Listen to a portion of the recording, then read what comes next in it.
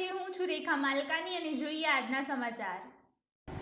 આજ રોજ નંદનવન બાંઠીવાડા મુકામે વૃક્ષો વાવી હરિયાળી ક્રાંતિ લાવવાના ઉદ્દેશ્ય સાથે માનનીય પ્રધાનમંત્રી શ્રી નરેન્દ્રભાઈ મોદી સાહેબે રાષ્ટ્રને આપેલ એક પેડ માં કે નામ મંત્રને સાચા અર્થમાં સાકાર કરવા સ્વામી વિવેકાનંદ ગુજરાત રાજ્ય યુવા બોર્ડ મેઘરજ દ્વારા વૃક્ષારોપણ કાર્યક્રમ કરવામાં આવ્યો, જેમાં અરવલ્લી જિલ્લા પંચાયતના પ્રમુખ શ્રીમતી પ્રિયંકાબેન સુભાષભાઈ ડામોર, તાલુકા પ્રમુખ જયાબેન મનાત, બાંઠીવાડા સરપંચ ગીતાબેન ડામોર,